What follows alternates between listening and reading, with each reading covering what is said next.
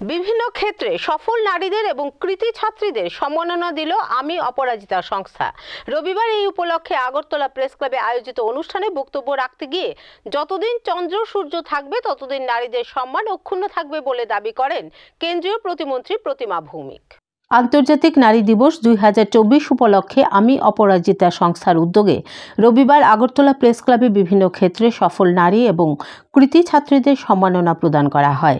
এদিনের অনুষ্ঠানে কেন্দ্রীয় প্রতিমন্ত্রী প্রতিমা ভৌমিক, পশ্চিম ত্রিপুরা জেলার সভাধিপতি হরিদুলাল আচার্য, সিপাহীজলা জেলার সভাধিপতি সুপ্রিয়া দাস দত্ত, ত্রিপুরা হর্টিকালচার কর্পোরেশনের চেয়ারম্যান জহর সাহা, কমলাসাগর বিধানসভার বিধায়িকা অন্তরা সরকার দেব সহ অন্যান্য বিশিষ্ট জনেরা উপস্থিত ছিলেন।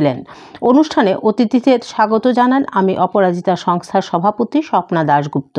অনুষ্ঠানে নাচ, গান, সামাজিক ক্ষেত্র থেকে শুরু করে শিক্ষাক্ষেত্রে সফল নারী ও মেয়েদের সম্মান প্রদান করে আমি অপরাজিতা সংস্থা। অনুষ্ঠানে বিটিভি ত্রিপুরার কর্ণধার তথা সাংস্কৃতিক ব্যক্তিত্ব মনীষা পাল চৌধুরী সহ বেশ কয়েকজন বিশিষ্ট নারীদের সম্মাননা দেওয়া হয়। অনুষ্ঠানের প্রধান অতিথি তথা কেন্দ্রীয় প্রতিমন্ত্রী প্রতিমা ভৌমিক বক্তব্য রাখতে গিয়ে বলেন, যতদিন চন্দ্র সূর্য থাকবে ততদিন নারীদের সম্মান অক্ষুণ্ণ থাকবে।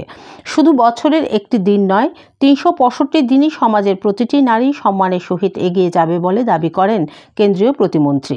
8 মার্চ নারী দিবস শুধু একটা দিন, শুধু আমাদের জন্য নয়, 365 দিনে আমাদের।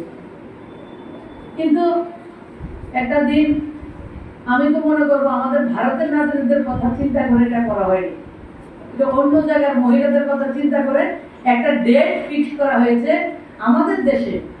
অনাদি অনন্তকাল থেকে, অনাদি অনন্তকাল যতদিন বলে না চাঁদ সূরজ থাকবে ততদিন মা থাকবে, ততদিন আমাদের অধিকার থাকবে, ততদিন আমাদের প্রতিষ্ঠা থাকবে, ততদিন আমাদের মায়েরা সমস্ত দেশকে সর্বপরিবারের সাথে সাথে সমাজের সাথে সাথে গোটা দেশকে আলোকিত করবে। একটা দিন আমাদের জন্য না, 375 ডে আমাদের মহিলাদের জন্য, আমাদের নারীদের জন্য।